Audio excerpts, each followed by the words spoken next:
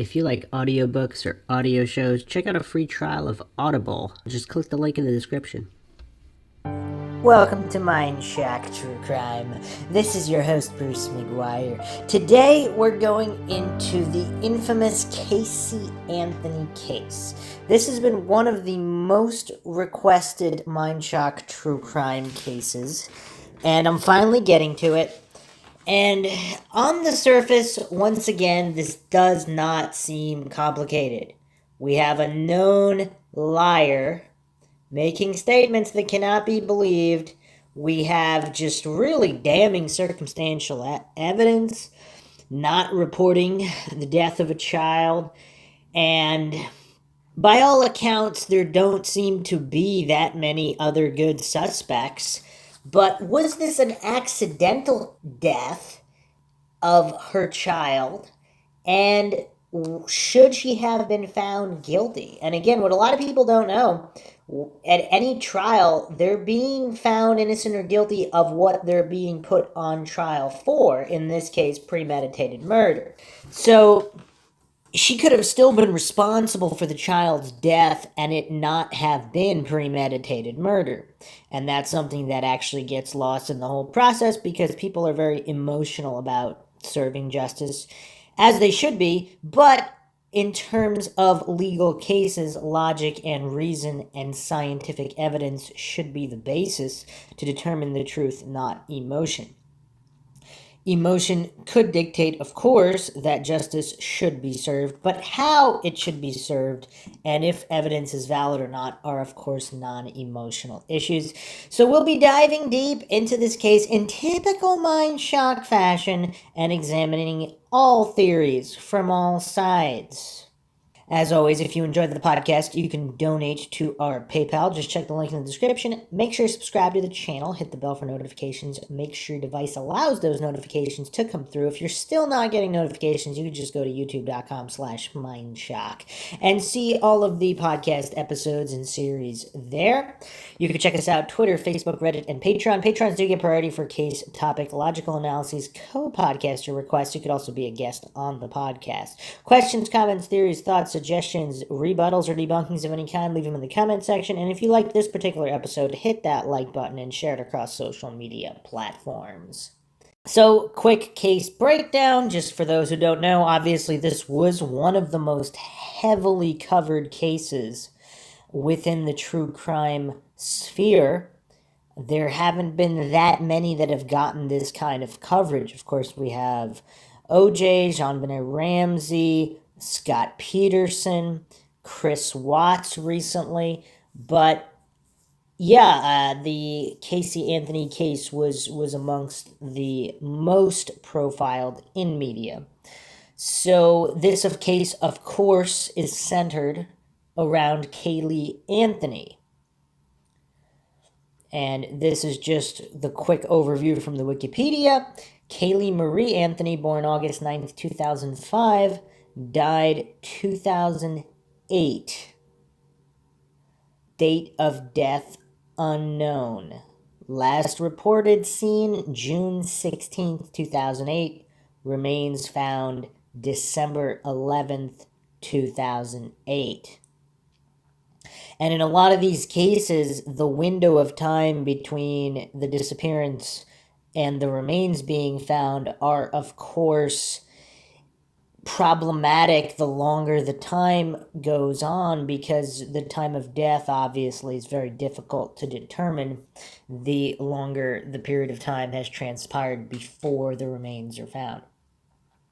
Caylee Marie Anthony was an American girl who lived in Orlando, Florida with her mother, Casey Marie Anthony, and her maternal grandparents, George and Cindy Anthony. On July 15th, 2008, she was reported missing in a 911 call made by Cindy, who said she had not seen Caylee for 31 days and that Casey's car smelled like a dead body had been inside it.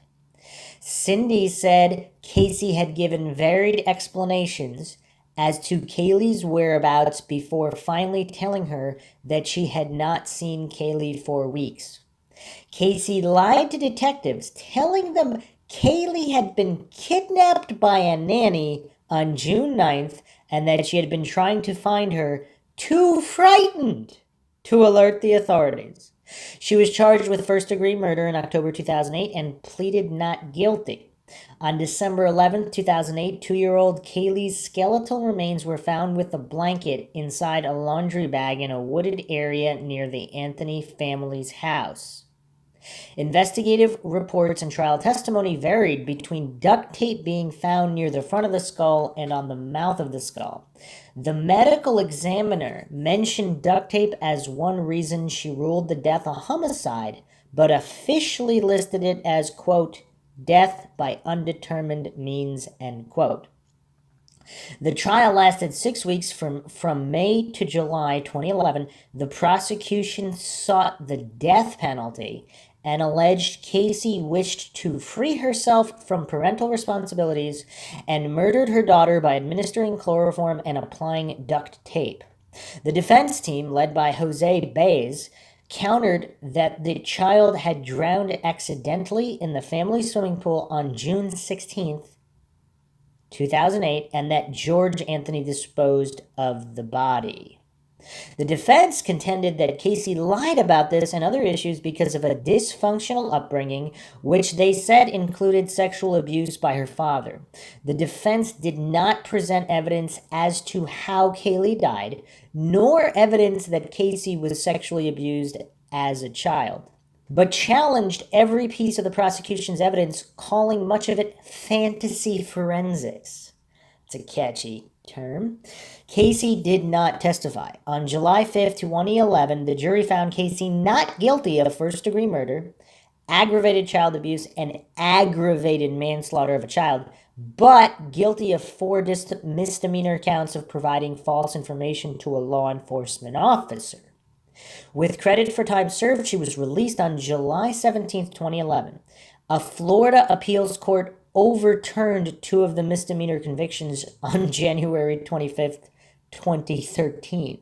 The not guilty murder verdict was greeted with public outrage and was both attacked and defended by media and legal commentators. Some complained the jury misunderstood the meaning of reasonable doubt, while others said the prosecution relied too heavily on the defendant's allegedly poor moral character because they had been unable to show conclusively how the victim had died.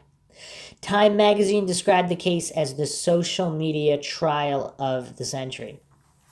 And that's, I mean, we see this a lot of times in the media, and when they actually get the right person, I'm not talking about in this case, I'm talking about in other cases where there is a clear murder victim and a clear murderer with a mountain of physical evidence, the social media campaigns that run amok and character assassinate the person. I mean, that's all well and good, but the character assassination has nothing to do with whether or not the person killed somebody or not. Like, for example, you can get a whole bunch of people with the moral lack of character, so to speak, of, let's say, Casey Anthony, or even worse moral character, equal or worse than Casey Anthony, and you could prove it all day long in court. What does that have to do with a murder charge? So obviously with a murder charge, you need to spend your time proving that a particular individual murdered somebody. I mean, you need a murder scene, you need a body, you need a means of which they were murdered. You need physical evidence. Otherwise, we're just dealing with hearsay and character assassinations. If you haven't checked out the Scott Peterson case, you could check out the Mindshock Scott Peterson case. That one's a lot more problematic because, of course, there was a robbery, there were other murders and dismemberments in the area, other pregnant women being kidnapped. So that's a completely separate case. In this one, it's pretty clear-cut. There's not a boatload of suspects. There's funny business going on, of course. And I think the crux of the issue in this case is, of course, people try to say, okay, well, nobody would have acted this way. Well, here's the thing, though. When you're dealing with mentally disturbed individuals, with weird people, bizarro people, this is obviously a bizarro world type of case, you're dealing with people who are not going to react normally or people that are just under such mental distress. Like, let's say for the sake of argument, Kaylee Anthony died as a result of some kind of an accident, and they were so terrified of being found negligent or whatnot that this whole thing got out of control, and stories are being concocted about nanny kidnappings and all this stuff because these people flipped out. Now, if these are not normal people to begin with, now again, I don't know any of these people personally. I'm just saying for the sake of argument. If these people are already either mentally disturbed or just abnormal in any number of ways, expecting them to act like a normal person is quite silly, and that's what seems like a lot of the judgments online and commentaries on the case are, well, they acted this way, therefore they're guilty. Not necessarily. I mean, look at Scott Peterson. Let's say, for the sake of argument, that Scott Peterson is guilty. Would that be the way that a guilty person acts? Maybe, maybe not. We have other guilty people that are faking and feigning concern and loss, sometimes convincingly. But they were still guilty. And if Scott Peterson is innocent, but someone who's of extremely low moral character, he's going to act terrible no matter what. Even if he's innocent, even if he didn't kill them, if let's say he's happy they're dead, I mean, there's so many different ways to look at it. If he is truly happy, if he really hated his family for whatever reason, if he's mentally disturbed, he's a narcissist, he's got some mental issues, or he's just, one of the worst scumbags ever, and he just didn't care that they got killed, he's going to behave in that fashion. That doesn't mean he killed them. These are two separate issues. So again, do we have an accidental death here, or do we have premeditated murder here? And that's what we're going to be attempting to decipher.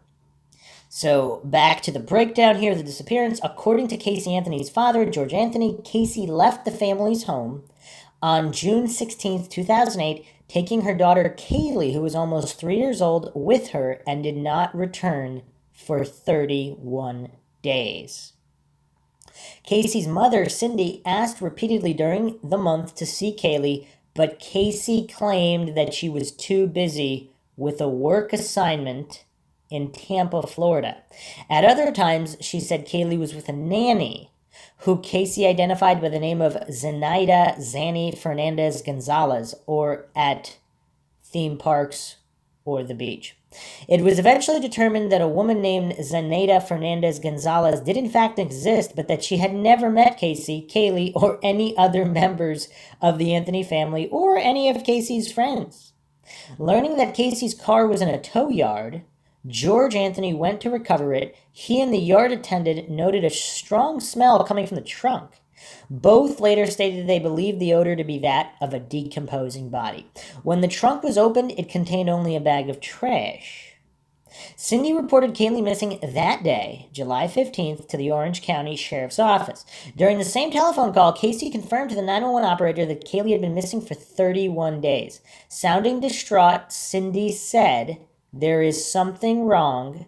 I found my daughter's car today, and it smells like there's been a dead body in the damn car." Investigation. When Detective Yuri Melich of the Orange County Sheriff's Department began investigating Kaylee's disappearance, he found discrepancies in Casey's signed statement. When questioned, Casey said Kaylee had been kidnapped by Zenaida Fernandez Gonzalez, who she also identified as Zanny, Kaylee's nanny. Zanny the nanny? Oh man, this is rough. Although Casey had talked about her, Zanny had never been seen by Casey's family or friends, and in fact, there was no nanny. Casey also told police that she was working at Universal Studios, a lie she had been telling her parents for years. So again, we have a pathological liar here who cannot be trusted. So we can't really trust her if she says she killed her child. We can't trust her if she said she didn't kill her child. With pathological liars, you can't trust anything they say about anything. So there's really not much to be done there. You can't really use that evidence for or against. Because there's a lot of pathological liars out there that never kill anybody. and they have children, and their children grow up, and everything. I don't want to say fine, but there's a lot of pathological liars out there in society that never commit crimes, never are accused of crimes. But if they do, they would lie either way. So, depending on how disturbed they are. So again, this is why the words of humans are not physical evidence. And certain disturbed mental individuals might not even consider what they're saying to be lies. They might not be intentionally deceiving. If they're that disturbed or that removed from reality, they could think that whatever they're thinking is the truth. And that truth can change moment to moment. And they might think it's still true depending on how disturbed they are. So I think it is quite silly to act as if incredibly disturbed individuals would act normally. And then when they don't, use that as evidence against them, because they wouldn't be acting normally under any circumstances. I mean, I'm sure everybody, if you have a large circle of friends and acquaintances, I'm sure there's a friend of a friend or an acquaintance of an acquaintance that someone either knows or has known in the past, if you're an adult and you've known a lot of people in your life, that was just a pathological liar. Sometimes they're nice people, and they lie about the most innocuous things. And this is what you have to keep in mind when dissecting any case. Investigators brought Casey to Universal Studios on July 16, 2008, the day after Kaylee was reported missing, and asked her to show them her office. Casey led police around for a while before admitting that she had been fired years before. So again, this goes to show the state of mind she was in. Now, what does for a while mean? Now, regardless whether that's dozens of minutes or even an hour or two, what would a more mentally put together person have done? Even if they lied about something before, at the moment you go there, I mean, would you even go there and attempt to fake it? But even if somehow you were either brought there or asked to meet there, at what moment, I mean, how long are you going to try to keep up the charade with the police when you know this could all be verified? So again, these are just things to keep in mind. Casey was first arrested on July 16, 2008, and was charged the following day with giving false statements to law enforcement, child neglect, and obstruction of a criminal investigation. The judge denied bail, saying Casey had shown, quote, woeful disregard for the welfare of her child, end quote. On July 22, 2008, after a bond hearing, the judge set the bail at $500,000. On August 21, 2008, after 1 month of incarceration, she was released from Orange County Jail after her $500,000 bond was posted by the nephew of California bail bondsman Leonard Padilla, in hopes that she would cooperate and Kaylee would be found. Interesting. On August 11th, 12th, and 13th, 2008, meter reader Roy Kronk called police about a suspicious object found in a forested area near the Anthony residence. In the first instance, he was directed by the sheriff's office to call the tip line, which he did, receiving no return call. On the second instance, he again called the sheriff's office, eventually was met by 2 police officers, and reported to them that he had seen what appeared to be a skull near a gray bag. On that occasion, the officer conducted a short search and stated he did not see anything. On December 11, 2008, Kronk again called the police. They searched and found the remains of a child in a trash bag. Investigative teams recovered duct tape, which was hanging from the hair attached to the skull and had some tissue left on the skull. Over the next 4 days, more bones were found in a wooded area near the spot where the remains initially had been discovered. On December 19, 2008, medical examiner Jan Garavaglia confirmed that the remains found were those of Kaylee Anthony. The death was ruled a homicide and the cause of death listed as undetermined. So there's a lot of obviously triggered individuals. We could call them law enforcement bootlickers, people who they don't believe in the fallibility of law enforcement in any capacity.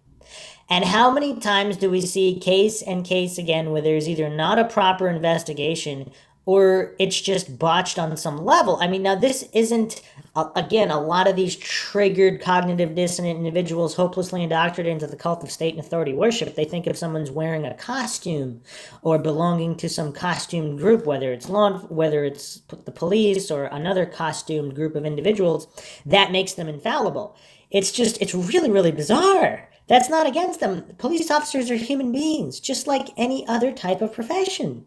They're not perfect. Now, their fallibility rating might be a lot higher than other professions. I mean, that might be true.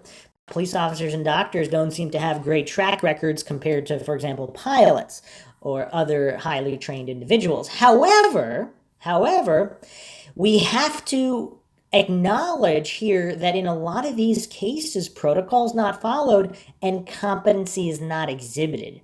I mean, this guy potentially found the body here and he's not even called back. So he has to call again. And then the officers supposedly couldn't even find what he reported. I mean, this is rough. It seems like, and especially in these high profile cases, these are just critical moments in the case. And the level of incompetency exhibited across the board is nothing short of stunning. Now, obviously, I mean, mind-shocking. Obviously, this has nothing to do with Casey Anthony's guilt or innocence, but it's really mind-shocking, the incompetency of law enforcement in certain instances.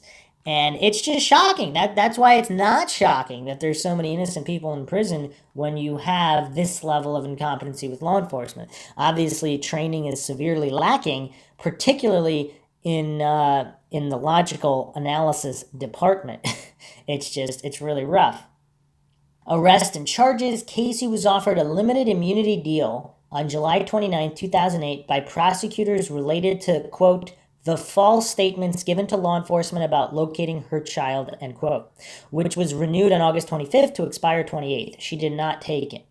On September 5th, 2008, she was released again on bail, pending charges after being fitted with an electronic tracking device. Her $500,000 bond was posted by her parents, Cindy and George Anthony, who signed a promissory note for the bond. On October 14th, 2008, Casey Anthony was indicted by a grand jury of charges of first-degree murder, aggravated child abuse, aggravated manslaughter of a child, and 4 counts of providing false information to police. She was later arrested. Judge John Jordan ordered that she be held without bond. On October 21st, 2008, the charges of child neglect were dropped against Casey, according to the state attorney's office, because, quote, as the evidence proved that the child was deceased, the state sought an indictment on the legally appropriate charges, end quote. On October 28th, Anthony was arraigned and pleaded not guilty to all charges. Now, was that a mistake? Because in a lot of, it's rough because we do not know the true cause of death. So we don't know to what extent this would have been child neglect. I mean, it's just impossible to know without knowing exactly what happened. It's definitely a possibility. It's a great possibility. And without her telling, it's always tough because in a criminal case, the burden of proof is always on the prosecution. So, and I don't know how many times I need to repeat that. There's so many triggered commenters on the Peterson case, whatever. I'm not saying any of these people are innocent. I don't know what level of English comprehension. Some of these commenters are obviously the bulk of the Mindshock audience is very logical and intelligent. That's why they listen to the podcast. It's a critical thinking podcast regarding a lot of these true crime cases where we don't fall for these logical fallacies. But it's a very basic point. The burden of proof is on the prosecution. So we could look at all this circumstantial evidence. We could look at, why would she not tell the truth if it really wasn't child neglect? And those are all very valid points. And it seems most likely this was a case of child neglect, but we really don't know because if this was an accidental death and not a murder, without knowing what type of accident it was, if it was a pool accident and she wasn't being watched, who was supposed to be watching her at the time? We'll get into theories where Cindy and George Anthony, her parents, were actually responsible, and this is not a fully functional family, and none of them want to tell the truth, And if they're all mentally disturbed, does that account for all these things? And is it possible that if the grandparents of Kaylee Anthony, so these are Casey Anthony's parents, Cindy and George, if they're responsible, and I'm not saying they are, but if they are, and she truly is innocent, but she's that disturbed and scared possibly of them. I mean, we really don't know the situation and why it would unfold this way, and that's why the burden of proof is on the prosecution. So we really don't know who is responsible. If the child is dead and it was some kind of pool drowning and it wasn't a freak accident and it was due to lack of supervision or something of that nature, I mean, that's clearly child neglect, no question, no question. Not, I mean, it could be further charges than that as well, but without knowing the exact situation and who is there and who needs to be tried, it's very difficult. On April 13th, 2009, prosecutors announced that they plan to seek the death penalty in the case. The trial evidence: 400 pieces of evidence were presented. A strand of hair was recovered from the trunk of Casey's car, which was microscopically similar to hair taken from Kaylee's hairbrush. The strand showed root branding, in which hair roots form a dark band after death, which was consistent with hair from a dead body. Now, again, who put her in the trunk if she was in the trunk? And are we trying the correct individuals here? And did Casey Anthony know about it? It seems, again, just from the outset here, it seems like Casey Anthony must know the truth regardless of what it is. Now, maybe she doesn't. Maybe she's that mentally disturbed. Maybe she has memory issues. But just from the surface, it's, again, a brain fingerprint scan. I've mentioned this many times. I think it should be used. Government agencies use it. The military uses it. You cannot fool a brain fingerprint scanner. If you can, there's a $100,000 reward in it for you, which I believe nobody has collected yet. So if the information is in her brain, it's so bizarre to me. If the justice system is truly about justice, why not use the best tools available? And then, even if you want to say it can't be admitted at trial, just like a lie detector test, why not take it anyway, especially her defense team, and not disclose the results? And if the results are exculpatory towards Casey Anthony, or, she would still, unless she was found unfit, mentally unfit, or too scared if it was another party responsible, at least she would know and the information would be out there. Has justice been served regarding Kaylee Anthony? Because this is a dead child and we don't know what happened. So, yeah, there's a lot of problematic issues here. Kronk, who discovered the remains, repeated the same basic story that he had told police. On Friday, October 24, 2008, a forensic report by Arpad Vas of the Oak Ridge National Laboratory judged that results from an air sampling procedure called LIBS performed in the trunk of Casey Anthony's car showed chemical compounds, quote, consistent with a decompositional event, end quote, based on the presence of 5 key chemical compounds out of over 400 possible chemical compounds that Vass's research group considers typical of decomposition. Investigators stated that the trunk smelled strongly of human decomposition, but human decomposition was not specified on the laboratory scale. The process has not been affirmed by a Daubert test in the courts. A Daubert test refers to the Daubert standard, which is a rule of evidence regarding the admissibility of expert witness testimony. In short, they are guidelines for admitting scientific expert testimony. The main factors are determining whether or not the following criteria are met: whether the theory or technique employed by the expert is generally accepted in the scientific community, whether it has been subjected to peer review and publication, whether it can be and has been tested, whether the known or potential rate of error is acceptable, and whether the research was conducted independent of the particular litigation or dependent on an intention to provide the proposed testimony. That's an important one.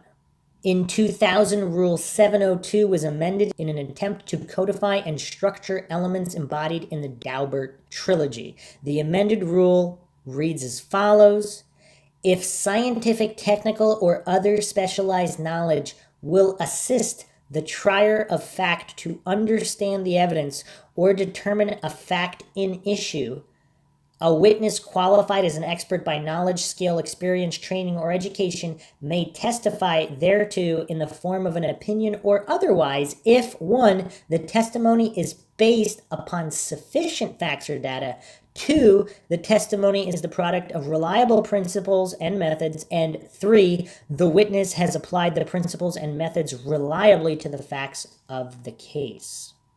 So, stating here, the process was not affirmed by a Daubert test in the courts. Okay, so what does that tell us? It's not irrefutable fact that there was a decomposing body in the trunk, but it is very possible that there was. All right, is that beyond a reasonable doubt? I would say you'd have to have another group, 1 or 2 groups, also do tests, and if they all find the same conclusion, then it would match that. But when you only have one research group that may or may not have some kind of ulterior motive or not, they might just be mistaken. That's why it's important to have more than one objective neutral group providing information. Vass's group also stated there was chloroform in the car trunk, and there's been plenty of speculation about that. We will get to that later. In October 2009, officials released 700 pages of documents related to the Anthony investigation, including records of Google searches of the terms, quote, neck breaking, end quote, and, quote, how to make chloroform, end quote, on a computer accessible to Casey, presented by the prosecutors as evidence of a crime. Yeah, that does not look good.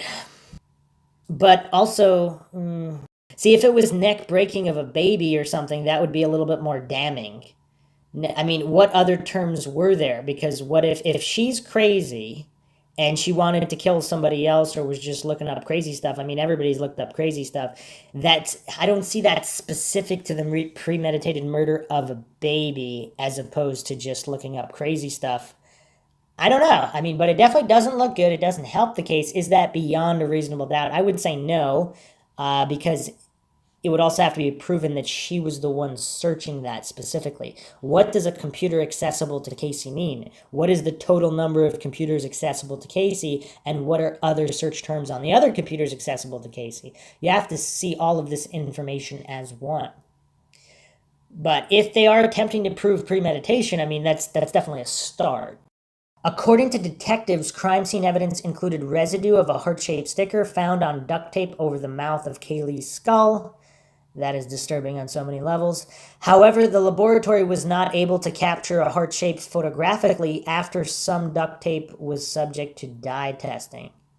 A blanket found at the crime scene matched Kaylee's bedding at her grandparents' home. Among photos entered into evidence was one from the computer of Ricardo Morales, an ex-boyfriend of Casey Anthony, depicting a poster with the caption, "Win her over with chloroform." Okay, that's also disturbing on many levels. So, I mean, I don't know, is the defense attempting to say that Ricardo Morales used these computers as well? And he was looking up neck breaking and chloroform, which is also disturbing. What is this guy planning to do? And was he doing that to look up, is he a potential or wannabe serial killer? And this has nothing to do with Casey and her baby. I don't know. Witness John Dennis Bradley's software developed for computer investigations was used by the prosecution to indicate that Casey had conducted extensive computer searches on the word chloroform 84 times, and to suggest that Anthony had planned to commit murder. He later discovered that a flaw in the software misread the forensic data and that the word chloroform had been searched for only one time. And the website in question offered information on the use of chloroform in the 19th century. So again, this is why on Mindshock the motto is, the only thing we know for sure is that we don't know anything for sure. When you put blind faith in the infallibility of humans, there are problems. Because there's a big difference between searching chloroform once in some kind of historical context and saying that there were extensive computer searches of chloroform 84 times. It's just, again, that's why people should take it seriously beyond a reasonable doubt. There's a lot of innocent people sitting in prison because of fallible because of the fallibility of humans and human technology. Attorneys and jury. The lead prosecutor in the case was Assistant State Attorney Linda Drain Burdick. Assistant State Attorneys Frank George and Jeff Ashton completed the prosecution team.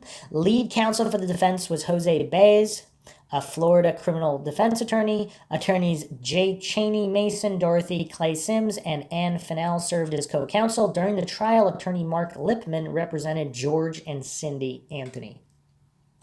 Jury selection began May 9, 2011 at the Pinellas County Criminal Justice Center in Clearwater, Florida, because the case had been so widely reported in the Orlando area. Jurors were brought in from Pinellas County to Orlando. Jury selection took longer than expected and ended on May 20th, 2011, with 12 jurors and 5 alternates being sworn in. The panel consisted of 9 women and 8 men. The trial took 6 weeks, during which time the jury was sequestered to avoid influence from information available outside the courtroom. They should just have jurors from, I don't know, Amish communities or something where they've seen literally 0 news reports and they're not on social media, so they could be a little bit more objective, because this is just madness. Opening statements. The trial began on May 24th, 2011 at the Orange County Courthouse with Judge Belville Perry presiding. In the opening statements, lead prosecutor Linda Drain Burdick described the story of the disappearance of Caylee Anthony day by day. The prosecution alleged an intentional murder and sought the death penalty against Casey Anthony. Prosecutors stated that Anthony used chloroform to render her daughter unconscious before putting duct tape over her nose and mouth to suffocate her, and left Caylee's body in the trunk of her car for a few days before disposing of it. They characterized Anthony as a party girl who killed her daughter to free herself from parental responsibility and enjoy her personal life. The defense, led by Jose Baez, claimed in opening statements that Caylee drowned accidentally in the family's pool on June 16, 2008, and was found by George Anthony, who told Casey she would spend the rest of her life in jail for child neglect, and then proceeded to cover up Caylee's death. Baez argued that this is why Casey Anthony went on with her life and failed to report the incident for 31 days. He alleged that it was the habit of a lifetime for Casey to hide her pain and pretend nothing was wrong because she had been sexually abused by George Anthony since she was 8 years old, and her brother Lee also had made advances towards her. Baez also questioned whether Roy Kronk, the meter reader who found the bones, had actually removed them from another location, and further alleged that the police department's investigation was compromised by their desire to feed a media frenzy about a child's murder rather than a more mundane drowning. He admitted that Casey had lied. There had been a nanny named Zenaida Fernandez Gonzalez. Okay, so here we have a boatload of problems here. Well, first of all, justice needs to be served. So I didn't discuss this at the beginning, but if it was, let's say, George who was responsible and found the daughter, or was supposed to be watching her at the time, we really don't have a good time frame on that day. I mean, I'll be getting into a little bit more detail, but it's tough because if this is a highly dysfunctional family, highly disturbed, if Casey Anthony was not present when her daughter had an accident, what would George Anthony could possibly scare her to such an extent? I mean, we don't know. We're not these individuals. But if she's that disturbed, is it possible? Or if she really was responsible, she's the one that's supposed to be watching the child, and the child did an accident, if it was an accident. But again, we have so many conflicting statements. Some of her friends said she was not a party girl, and then you have these grandparents, supposedly, who want to spend time with their child. So if she wants to go out and party, she could leave them with her parents. So there's things that don't make a lot of sense. But again, with disturbed individuals, I mean, none of this really means anything one way or another, because we have cases similar to this with similar circumstances, and we have cases with other circumstances where murders occur or don't occur. So it's really neither here nor there, of course. We're not going to fall for any black and white logical fallacies. Witness testimony: prosecutors called George Anthony as their first witness, and in a response to their question, he denied having sexually abused his daughter Casey. Anthony testified he did not smell anything resembling human decomposition in Casey's car when she visited him on June 24th, but he did smell something similar to human decomposition when he picked the car up on July 15th. Cindy Anthony testified that her comments to 911 that Casey's car smelled like someone died was just a figure of speech. So I was just about to float the theory that perhaps Cindy Anthony had no knowledge of what happened to Kaylee, because if it was, for example, George, who was supposed to be watching her, she had an accident, he got scared, he doesn't want to be held responsible for that, he wanted to blame Casey, or Casey was responsible and she got scared regardless, and Cindy was not in the know. Is it possible she's still not in the know and she just said it was a figure of speech to downplay now that she realized the severity of the situation? Or, I mean, conversely, I guess theoretically it's possible that Cindy was the one who was supposed to be watching Kaylee at the moment when the accident occurred. Who knows? Again, without knowing exactly what happened that day, it's impossible to know. But again, dissecting these individuals' actions are kind of problematic if they're a highly dysfunctional, not normal family and not normal individuals. Normal rules don't apply, so that doesn't really help us too much in determining exactly what happened. Baez asked an FBI analyst about the paternity test the FBI conducted to see if Lee was Kaylee's father. She told the jury the test came back negative. Regarding a photo on the computer of Ricardo Morales, an ex-boyfriend of Casey Anthony, depicting a poster with the caption, "Win her over with chloroform," Morales said that the photo was on his MySpace page and that he had never discussed chloroform with Anthony or searched for chloroform on her computer. But he could be lying as well, of course. Someone who searches chloroform and has posters that say "Win her over with chloroform" probably shouldn't be trusted. The prosecution called John Dennis Bradley, a former Canadian law enforcement officer who developed software for computer investigations, to analyze a data file from a desktop taken from the Anthony home. Bradley said he was able to use a program to recover deleted searches from March 17th and March 21st, 2008, and that someone searched the website SciSpot.com for chloroform 84 times. Bradley expressed his belief that some of these items might have been bookmarked. Under cross-examination by the defense, Bradley agreed that there were 2 individual accounts on the desktop and there was no way to know who actually performed the searches. Again, was this the ex-boyfriend? We don't know. Police dog handler Jason Forgy testified that Garrus, a German Shepherd cadaver dog certified in 2005, indicated a high alert of human decomposition in the trunk of Casey's car, saying the police dog had real-world searches numbering, quote, over 3,000 by now, end quote.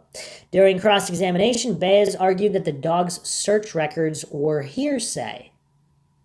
I mean, how hard is this to verify, though?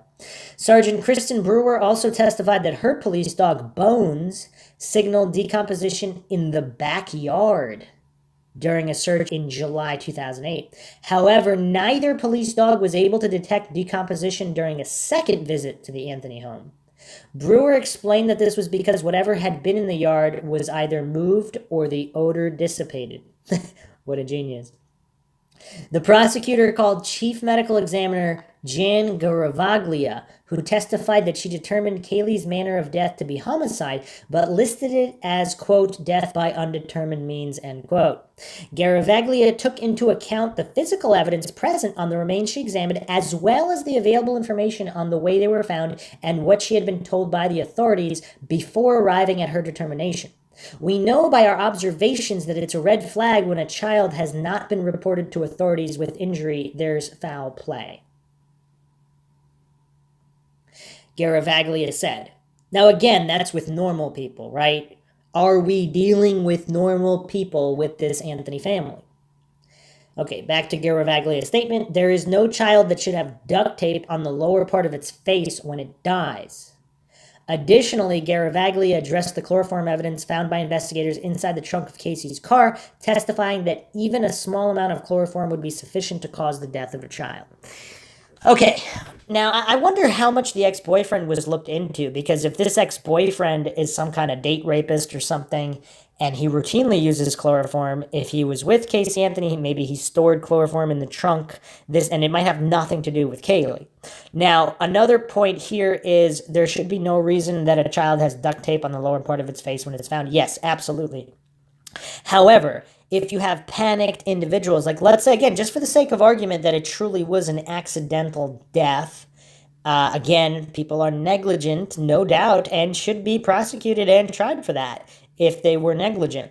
However, if they were really spooked, when you have mentally disturbed individuals, is it possible she wanted to set it up to make it look like there was a kidnapper and they kidnapped the child, duct taped the mouth, and then killed it to cover up the accident and try to blame it on somebody else? Now, a regular person probably wouldn't go through such lengths, but an extremely disturbed individual might. But does that mean they premeditated the murder of a child? I mean, can you prove that beyond a reasonable doubt? University of Florida professor and human identification laboratory director Michael Warren was brought on by the prosecution to present a computer animation of the way duct tape could have been used in the death of the child, which the defense objected to hearing. Judge Perry, after a short recess to review, ruled that the video could be shown to the jury. The animation featured a picture of Kaylee taken alongside Casey, superimposed with an image of Kaylee's decomposed skull, and another with a strip of duct tape that was recovered with her remains. The images were slowly brought together, showing that the duct tape could have covered her nose and mouth. Bays stated, "The disgusting superposition is nothing more than a fantasy. They're throwing things against the wall and seeing if it sticks." Jurors were seen taking notes of the imagery, and Warren testified that it was his opinion that the duct tape found with Kaylee's skull was placed there before her body began decomposing. FBI Latin print examiner Elizabeth Fontaine testified that adhesive in the shape of a heart was found on a corner piece of a duct tape that was covering the mouth portion of Kaylee's remains during ultraviolet testing. Fontaine examined 3 pieces of duct tape found on Kaylee's remains for fingerprints and said she could not find fingerprints but did not expect to, given the months the tape and the remains had been outdoors and exposed to the elements, stressing that any oil or sweat from a person's fingertips would have long since deteriorated.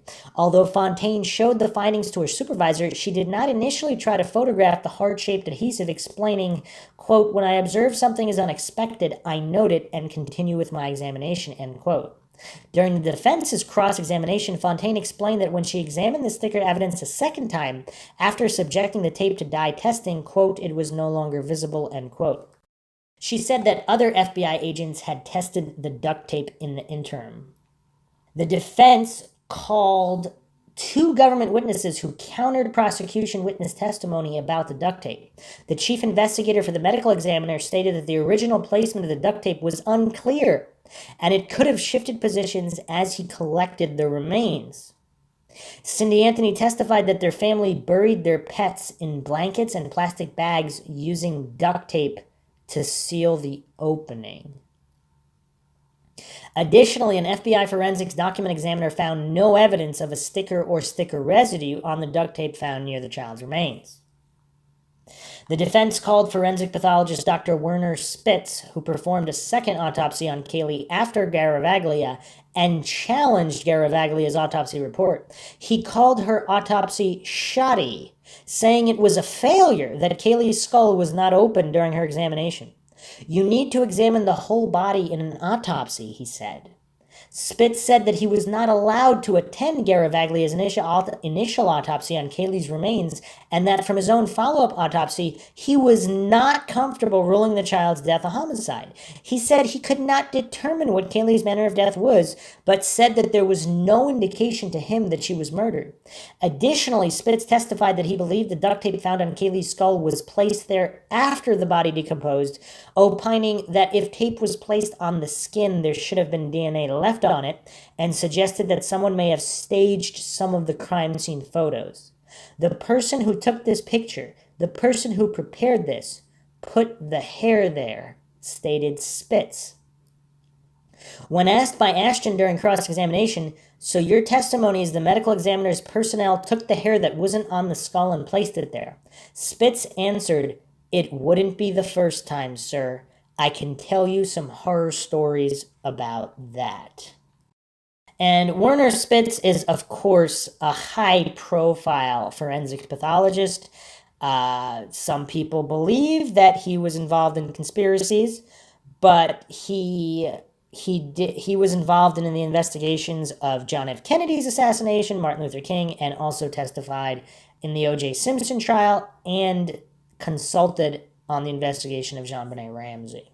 On June 21st, Bradley discovered that a flaw in his software misread the forensic data and that the word chloroform had been searched for only one time, and that the website in question offered information on the use of chloroform in the 19th century. On June 28th, Bays called Cindy Anthony to the stand, who told jurors she had been the one who performed the chloroform search on the family computer in March 2008. The plot thickens. Is she lying about that to cover? Or is it true? The prosecution alleged that only Casey could have conducted this search and others because she was the only one at home at the time. When asked by prosecutors how she could have made the internet searches when employment records show she was at work, Casey Anthony said despite what her work timesheet indicates, she was at home during these time periods because she left from work early during the days in question. So again, if she has a record of leaving work early and we can't verify her whereabouts 100%, what does that mean? Bradley alerted prosecutor Linda Burdick and Sergeant Kevin Stanger of the sheriff's office the weekend of June 25th about the discrepancy in his software and volunteered to fly to Orlando at his own expense to show them. On the same day, the judge temporarily halted proceedings when the defense filed a motion to determine if Anthony was competent to proceed with trial. The motion states the defense received a privileged communication from their client which caused them to believe Miss Anthony is not competent to aid and assist in her own defense. The trial resumed on June 27th when the judge announced the results of the psychological evaluations showed Anthony was competent to proceed. Later, in testimony about air samples, Dr. Ken Furton, a professor of chemistry at Florida International University, stated there is no consensus in the field on what chemicals are typical of human decomposition. Judge Perry ruled that the jury would not get to smell air samples taken from the trunk. That's creepy on a lot of levels. The prosecution stated they discussed Bradley's software discrepancy with Bays on June 27th, and he raised the issue in court testimony. Bays also asked Judge Perry to instruct the jury about this search information, but prosecutors disputed this, and it was not done. See, I still don't really understand what all the hoopla is about searches. Like, how many people search for how to kill somebody and never kill somebody? I mean, obviously it's a disturbing thing to do, or ways to kill somebody, but what if they're what if they watched a true crime documentary and they looked up the search terms, but they weren't actually looking to do it. They were just seeing what could be done. It's really bizarre to link what someone is. I mean, if it's super, super specific and you can prove that that person was the one at the computer, I mean, that's a little different, but just in general, this is not beyond a reasonable doubt in any way. It's really bizarre, especially when it's the chloroform. I mean, it's just, even if there was a plan, I mean, there's a difference between a conspiracy to commit murder or a plan to commit murder and actually doing it. Because again, just for the sake of argument, let's say she really did want to kill her baby, but there was an accident before she could. I mean, there's so many infinite situations that we don't know about. Pretending to know is quite silly when the standard is beyond a reasonable doubt. Now, obviously, someone is responsible for that child and that child's death, and they need to be held accountable. But who that is, we don't know from the information available. We need some brain fingerprint scanning on all of these individuals. Also on June 27th, the defense called 2 private investigators who in November 2008 had searched the area where the body was later found. The search was videotaped, but nothing was found.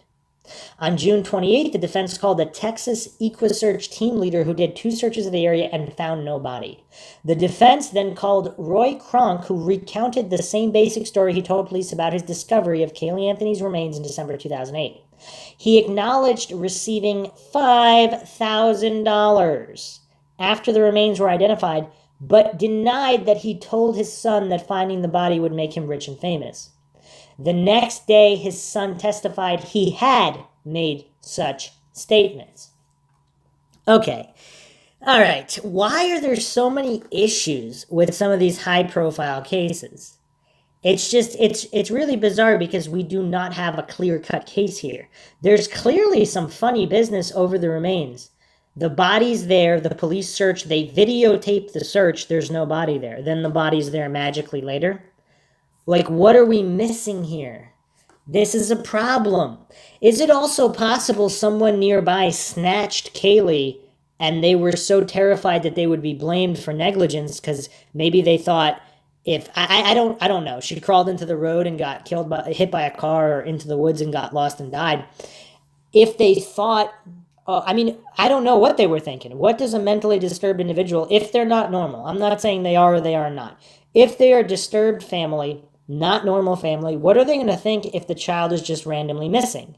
They're going to think they're going to be accused of something? So, who knows? We really don't know. But if there was someone else responsible or someone else involved, it's really disturbing how the body wasn't found and this Roy Kronk individual. It doesn't add up. I'm not a coincidence theorist. They're an anomaly theorist where it's just, nothing to see here. It's an anomaly. It doesn't mean anything. Just write it off. I don't think anything should be written off. If you're really after the truth, you have to examine every detail because you don't know what it means if you don't know what happened. On June 30th, the defense called Crystal Holloway, a volunteer in the search for Kaylee, who stated that she had an affair with George Anthony, that he had been to her home, and that he had texted her, quote, "Just thinking about you, I need you in my life," end quote. She told the defense that George Anthony had told her that Kaylee's death was, quote, "an accident that snowballed out of control," end quote. Under cross-examination by prosecutors, they pointed to her sworn police statement in which she had said that George Anthony believed it was an accident rather than knowing it was. In her initial report, Holloway reported George Anthony as saying, quote, "I really believe that it was an accident that just went wrong and Casey Anthony tried to cover it up," end quote. She said he had not told her he was present when the alleged accident occurred. During redirect examination, Bays asked Holloway if George Anthony had told her that Kaylee was dead while stating publicly that she was missing, to which she replied yes. So he had told her these things, and yet the two of them went on volunteer searches for Kaylee. In his earlier testimony, George Anthony denied the affair with Holloway and said he visited her only because she was ill. He said he sent the text message because he needed everyone who had helped in his life. So how many other people got text messages? After Holloway's testimony, Judge Perry told jurors that it could be used to impeach George Anthony's credibility, but that it was not proof of how Kaylee died nor evidence of Casey Anthony's guilt or innocence. The prosecution rested its case on June 15 after calling 59 witnesses for 70 different testimonies. The defense rested its case on June 30th after calling 47 witnesses for 63 different testimonies. Casey Anthony did not testify. On June 30th and July 1st, the prosecutor presented rebuttal arguments, beginning by showing the jury photographs of Kaylee's clothes and George's suicide note. It called two representatives of Cindy Anthony's former employer, who explained why their computer login system shows Cindy was at work the afternoon she said she went home early, and searched her computer for information about chloroform. Is that normal for grandmas to just go home and search their computers for chloroform? A police computer analyst testified someone had purposely searched online for, quote, neck plus breaking, end quote. Another analyst testified she did not find evidence that Cindy Anthony had searched certain terms she claimed to have searched. Anthropology professor Dr. Michael Warren from the University of Florida was recalled to rebut a defense witness on the need to open a skull during an autopsy. The lead detective stated that there were no phone calls between Cindy and George Anthony during the week of June 16, 2008. However, he told the defense he did not know that George had a second cell phone. Again, why is nothing simple in this case? It's just so weird how there's all this other funny business going on. Second cell phones, uncorroborated time activity of people supposedly at work. So he didn't talk to his wife for a whole week, or there were no phone calls for the whole week on one of his cell phones. It's rough. Closing arguments were heard July 3rd and July 4th. Jeff Ashton for the prosecution. They have this case on July 4th? The court is open on July 4th? Huh. Jeff Ashton for the prosecution told the jury, when you have a child, that child becomes your life. This case is about the clash between that responsibility and the expectations that go with it, and the life that Casey Anthony wanted to have. He outlined the state's case against Casey, touching on her many lies to her parents and others, the smell in her car's trunk identified by several witnesses, including her own father, as the odor from human decomposition, and the items found with Kaylee's skeletal remains in December 2008. He emphasized how Casey maintains her lies until they absolutely cannot be maintained anymore, and then replaces them with another lie, using Zanny the nanny as an example. Anthony repeatedly told police that Kaylee was with the nanny that she specifically identified as Zenaida Fernandez Gonzalez. Police, however, were never able to find the nanny. Authorities did find a woman named Zenaida Fernandez Gonzalez, but she denied ever meeting with the Anthonys. Ashton reintroduced the items found with Kaylee's remains, including a Winnie the Pooh blanket that matched the bedding at her grandparents' home, one of a set of laundry bags with a twin bag found at the Anthony home, and duct tape he said was a relatively rare brand. That bag is Kaylee's coffin, Ashton said, holding up a photograph of the laundry bag as Casey reacted with emotion. He further criticized the defense theory that Kaylee drowned in the Anthony pool and that Casey and George panicked upon finding the child's body and covered up her death. He advised jurors to use their common sense when deciding on a verdict. Quote, "No one makes an accident look like a murder," end quote, he said. Well, it depends on how freaked out they are, right? It depends on whether they're normal or not. Nobody thinking clearly would probably do that, but if they were terrified for their life and they were trying to pin it on somebody else, which is, of course, that's a crime as well, but that's a different crime. Before closing arguments, Judge Perry ruled that the defense could argue that a drowning occurred due to reasonable conclusions aided by witness testimony, but that arguing sexual abuse was not allowed since there was nothing to support the claim that George sexually abused Casey.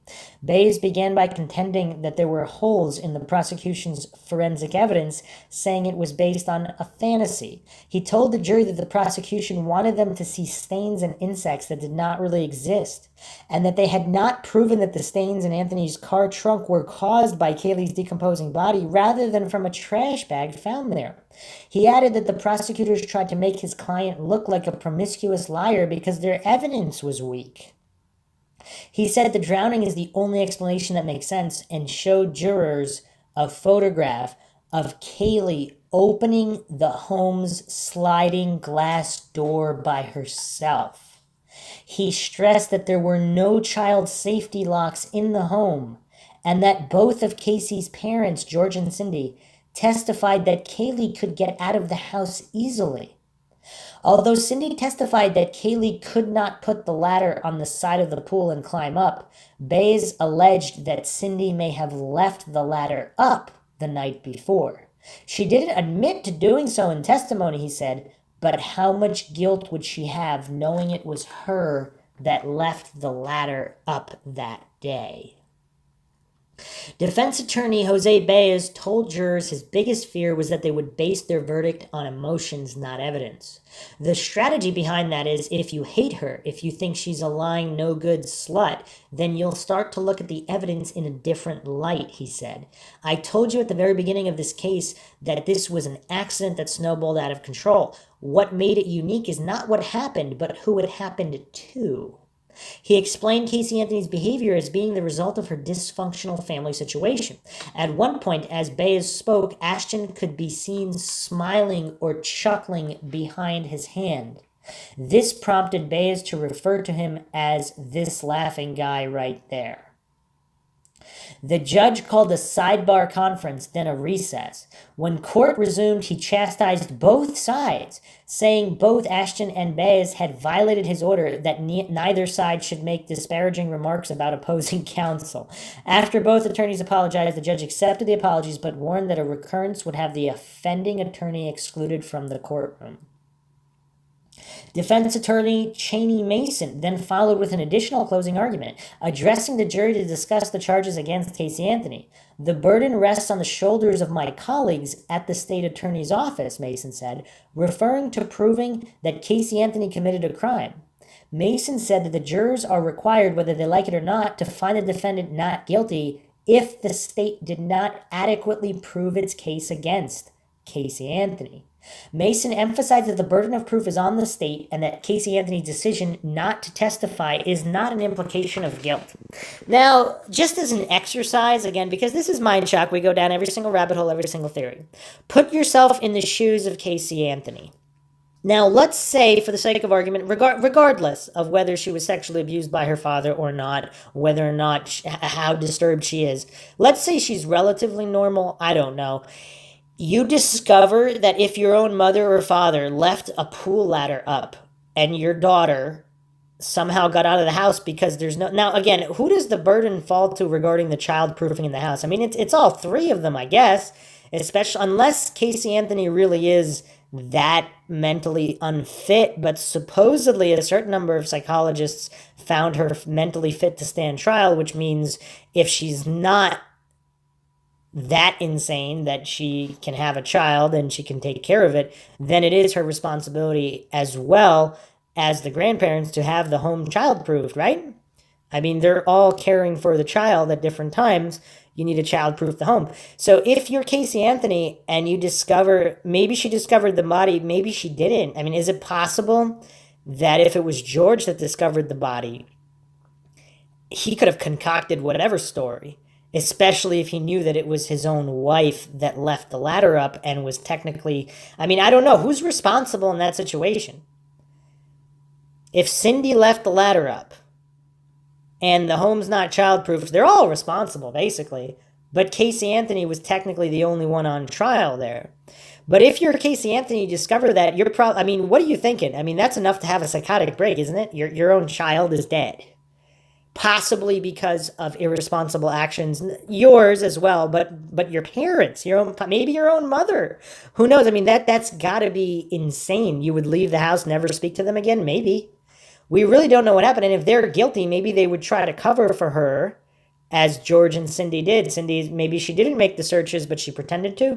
And again, we really don't know if Kaylee Anthony, if she's got some crazy ex-boyfriend or boyfriend who... I don't know what he's doing with chloroform. I don't know. I really don't know. Maybe she was, for the sake of argument, we could say maybe she was planning to kill her kid, but she really didn't want to. And once the kid was gone, I'm sure once she was gone, it's very possible. It's like people who attempt to commit suicide on a failed suicide. Now they want to live because they realize what they almost lost. Is it possible maybe she was planning? Maybe that accounts for some of the variables. If she was planning to kill her child, or at least considering it, and then she finds her child dead because of the irresponsibility of her own mother or possibly father or both. And now she didn't want, now maybe she really thinks how stupid she was. Now she might feel incredibly guilty for even thinking it. And then also now her child is gone. Would that explain her actions? So what if that scenario is true, then obviously George and Cindy need to be put on trial here. Lead prosecutor Linda Drain Burdick, in the prosecution rebuttal, told the jurors that she and her colleagues backed up every claim they made. in their opening statement 6 weeks ago and implied that the defense never directly backed up their own opening statement claims. My biggest fear is that common sense will be lost in all the rhetoric of the case, she said, insisting that she would never ask the jury to make their decision based on emotion, but rather the evidence. Responses to guilt are oh so predictable, she said. What do guilty people do? They lie, they avoid, they run, they mislead, they divert attention away from themselves, and they act like nothing is wrong. Yeah, possibly if they're relatively normal and they commit a crime. Normal in other ways, obviously not normal, and I don't think a normal person would kill their child, but a guilty person with average sensibilities for a guilty person. Now, would Casey Anthony here, especially, let's say, what we don't know what could have happened, but let's say if Cindy was responsible and George didn't want that to come out, could he possibly have even threatened Casey Anthony's life? And that caused her to flee, being scared. And then she couldn't tell the real truth, so she made up the nanny story because she's already a pathological liar. She's mentally disturbed. I mean, there's so many different scenarios that this could unfold where Casey Anthony is relatively innocent, other than, of course, allowing herself and her child to be in a non-child-proof home.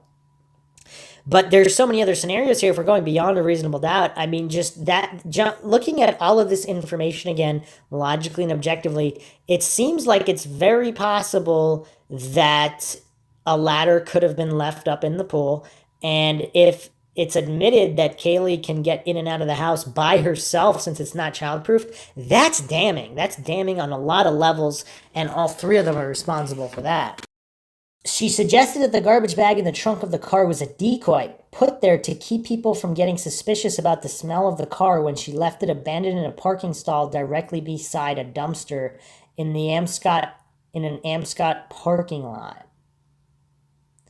Whose life was better without Kaylee, she asked, stressing how George and Cindy Anthony were wondering where their daughter and granddaughter were in June and July 2008, the same time Casey was staying at her boyfriend's apartment while Kaylee's body was decomposing in the woods. That's the only question you need to answer in considering why Kaylee Marie Anthony was left on the side of the road dead. Burdick then showed the jury a split screen with a photo of Casey partying at a nightclub on one side and a close-up of the Bella Vita, meaning beautiful life tattoo that she got weeks after Kaylee died on the other. Yeah, that does not look good either. Is it possible that George, again, none of these people seem to be all that normal. If George was responsible, but he somehow was helping Casey get rid of the body, and then Casey snapped at some point in the middle. I don't know. Is that possible? And then we still have this, how the body was discovered that's a big problem. That's a big problem. That's another wrench. And I mean, yeah, maybe Casey was guilty. Maybe she killed her daughter. There seem to be a lot of unanswered questions. Even if that's true, there's a lot of unanswered questions here. And when you want to prove something beyond a reasonable doubt, I mean, that needs to be proved. And we have a lot of holes here all across the board, regardless of who did what. The jury began deliberations on July 4th. On July 5th, prosecutors stated that during deliberations, they were about to give the jury the corrected information with regards to Bradley's software discrepancy. However, the jury reached a verdict before they could do so. One legal analyst stated that if the jury had found Casey guilty before receiving the exculpatory evidence, the prosecution's failure to fully disclose it could have been grounds for a mistrial. Verdict and sentence. On July 5th, 2011, the jury found Casey not guilty of counts 1 through 3 regarding first-degree murder, aggravated manslaughter of a child, and aggravated child abuse, while finding her guilty on counts 4 through 7 for providing false information to law enforcement. Count 4, she said she was employed at Universal Studios during 2008 pursuant to the investigation of a missing persons report. Count 5, Anthony said she had left Kaylee at an apartment complex with a babysitter, causing law enforcement to pursue the missing babysitter. Count 6, Anthony said she informed 2 employees of Universal Studios, Jeff Hopkins and Juliette Lewis at Universal, of the disappearance of Kaylee. Count 7, Anthony said she had received a phone call and spoke to Kaylee on July 15, 2008, causing law enforcement to expend further resources. I do have to question, though, is it a crime to not have a child-proofed home? I mean, I don't know. That's gets a little dicey because I mean, if you're supervising the child, I mean, can anybody supervise the child 24/7 every second? I don't know. On July 7, 2011, sentencing arguments were heard. The defense asked for the sentencing to be based on one count of lying on the grounds that the offenses occurred as part of a single interview with police dealing with the same matter, the disappearance of her daughter, as one continuous lie. The defense also argued for concurrent sentences, that is, for all four counts to become one count and the sentence to run together as one. The judge disagreed with the defense arguments, finding that Anthony's statements consisted of four distinct separate lies, ordered the sentences to be served consecutively, noting that law enforcement expended a great deal of time, energy, and manpower looking for Kaylee Marie Anthony. This search went on from July through December, over several months trying to find Kaylee Marie Anthony. Judge Perry sentenced Casey to 1 year in the county jail and $1,000 in fines for each of the four counts of providing false information to a law enforcement officer, the maximum penalty prescribed by law. She received 1,043 days of credit for time served, plus additional credit for good behavior, resulting in her release July 17th, 2011. In September 2011, Perry, complying with a Florida statute requiring judges to assess investigative and prosecution costs if requested by a state agency, ruled that Anthony must pay $217,000 to the state of Florida. He ruled she had to pay those costs directly related to lying to law enforcement about the death of Kaylee, including search costs, only up to September 30th, 2008, when the sheriff's office stopped investigating a missing child case. In earlier arguments, Mason had called the prosecutor's attempts to exact the larger sum sour grapes because the prosecution lost its case. He told reporters that Anthony is indigent. In January 2013, a Florida appeals court reduced her convictions from 4 to 2 counts. Her attorney had argued that her false statements constituted a single offense. However, the appeals court noted she gave information during 2 separate police interviews several hours apart. And that is what it means to deal in the realm of lawyers. All right, so this is, of course, episode 1, Bizarro World, because that seems like what this is, because of all of this just madness in the case. I'm going to have to do a couple of follow-up episodes because there's a lot I didn't get to. But I'm just going to close this out with this article from the Denver Post, March 2nd, 2017. Judge says Casey Anthony may have accidentally killed daughter. This article is by Mike Schneider. Orlando, Florida, the judge who presided over the acquittal of Casey Anthony in a murder trial televised live around the world said Thursday that an accidental killing is the most logical explanation for her 2-year-old daughter's death. Former Judge Belvin Perry Jr. told the Associated Press that the theory that makes the most sense to him now, based on the evidence presented at trial in 2011, is that Anthony accidentally used too much chloroform while trying to quiet Kaylee and the infant died. You have a child that can become cranky, that you want to go to sleep. That is a simple way to do it, said Perry, who is now in private practice. What we tend to forget is chloroform was used to render people unconscious long before we had anesthesia. Asked to respond on Thursday, one of her attorneys, Cheney Mason, said, "I've got your response." She was acquitted. Anthony, now 30, was acquitted of first-degree murder and convicted of misdemeanor counts of lying to law enforcement after defense attorney Jose Baez told jurors that the toddler accidentally drowned in the family pool. Prosecutors said Anthony used chloroform and then suffocated the child by putting duct tape over her mouth. The toddler's remains were found 5 months after she disappeared in a wooded area not far from where the Anthonys lived. Authorities were never able to establish a cause of death. I'm disturbed that Mr. Perry would once again go to the press with his thoughts about the case. There's no reason for him to do that, Mason said. I don't know what motivated Mr. Perry to do this or why. All I can say is everybody's entitled to an opinion. Florida's Code of Judicial Conduct prohibits judges from making public comments about any pending cases, but it says nothing about former judges talking about cases that are over. Perry said the case came up this week only because he was asked about it by a reporter from a community newspaper who was interviewing him from an unrelated story. Other local media then made inquiries about his theory. Perry said the chloroform theory is one of several regarding Kaylee's death he has been examining since he began reviewing trial transcript at the time of last summer's 5th anniversary of the trial. You can't say what happened because you weren't there. but you can talk about the probabilities, Perry said. Then you can assign whatever weight you want to a theory and ask yourself what is more logical. So yeah, a lot of unanswered questions here, and a lot of people really do believe that George Anthony knew a lot more than he said. And that is, of course, problematic because we don't have all the pieces here.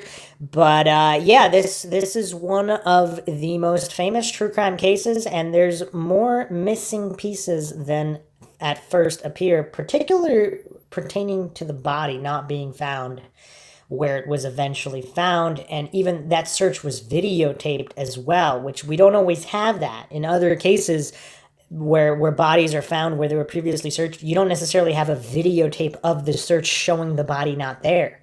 So that kind of funny business, I mean, it's definitely weird. It's definitely weird. But we'll have to examine more issues and more theories in the next episode. Hope you guys enjoyed another edition of the Mindshock podcast. If you like the podcast, you can donate to our PayPal. Just check the link in the description. Make sure you subscribe to the channel, hit the bell for notifications. You could also just go to youtube.com/Mindshock to manually look at all of our podcast series, true crime and otherwise. You could also check us out Twitter, Facebook, Reddit, and Patreon. Patrons do get priority for case topic, logical analyses, co-podcaster requests. Questions, comments, theories, thoughts, suggestions, rebuttals, debunkings of any kind, leave them in the comment section. And if you like this particular podcast, hit the like button, share it on social media platforms. This is Bruce McGuire signing off. Catch you guys next time.